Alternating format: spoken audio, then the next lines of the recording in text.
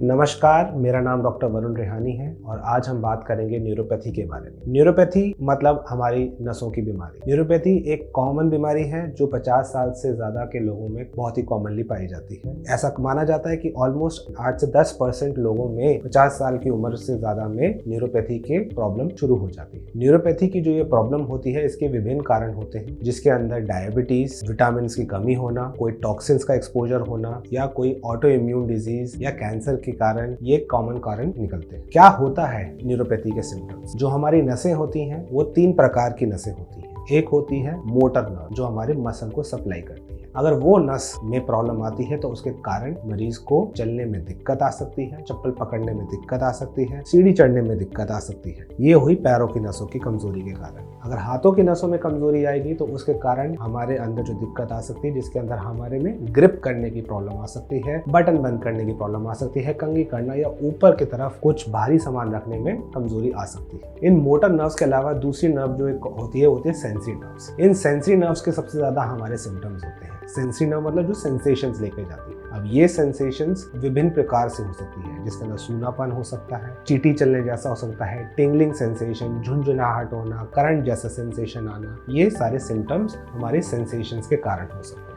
तीसरी नर्व जो होती है वो होती है ऑटोनोमिक नर्व, जो हमारे तालमेल बनाती है हमारे बेसिक बॉडी के सिस्टम्स। इसके अंदर इन्वॉल्वमेंट होने के कारण हमारे अंदर जो प्रॉब्लम आ सकती है, जैसे सूखापन आना आंखों में, मुंह में, स्किन के अंदर और जलन जैसा पेन आना। ये सिर्फ और सिर्फ हमारे हाथों पैरों या आंखों में नहीं होती नस, ये हमारे हर टाइप के ऑर्गन के अंदर ऑटोनोमिक नर्व होती है जो इनवॉलेंटरीली ऑर्गन्स को मैनेज करती रहती है। ये हार्ट में भी होती है, लंग्स में भी होती है, हमारे यूरिन कंट्रोल में भी होती है। तो उनके अंदर अगर ऑटोनोमिक नर्व्स अफेक्ट होती है तो उसके कारण भी हमें सिम्टम्स आते हैं। हार्ट में जैसे घबराहट होना, बीपी की फ्लक्चुएशंस होना, खड़े होने पे चक्कर आना, फेफड़े में होने के कारण सांस फूलना, खांसी होना और यूरिन और स्टूल के इन्वॉल्वमेंट हो सकती है, जिसके अंदर हमें कॉन्स्टिपेशन, लूज स्टूल्स, हमें यूरिन का कंट्रोल कम हो जाना, ये कॉमनली इसमें हो सकता है। ये जो न्यूरोपैथी होती है ये लगभग 30 से 35 प्रकार की टाइप की न्यूरोपैथी होती है। सबसे कॉमन टाइप जो होता है वो डायबिटीज होता है, शुगर के कारण होता है। अगर हमारे को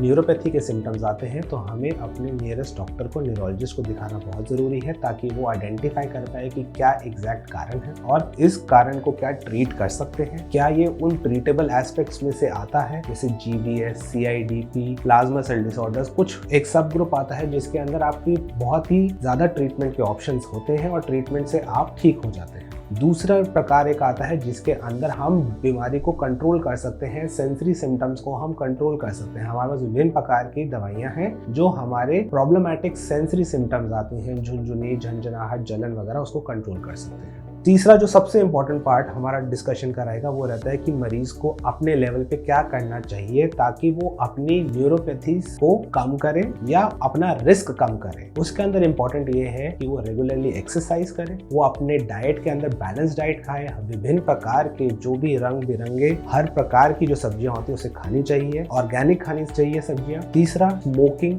अल्कोहल, इनसे बचना चाहिए। डाइट के अंदर ऑलिव ऑयल, हरी सब्जियां बहुत लाभदायक रहती हैं। और अगर आपके अंदर कोई विटामिन की कमी आती है तो उसको अगर अपनी डाइट से, नहीं तो दवाइयों से आप उसमें हेल्प ले सकते हैं। आशा करता हूँ कि न्यूरोपैथी पे शॉर्ट डिस्कशन आपको हेल्प करेगी और अगर आपको न्यूरोपैथी के सिम्टम्स या उसमें कोई डाउट आता है तो आप मेरे से मिल सकते हैं। मैं doctors plaza neuro care solutions new Indira Nagar में अवेलेबल हूँ और उसके अलावा BLK मैक्स हॉस्पिटल में भी अवेलेबल हूँ। नमस्कार।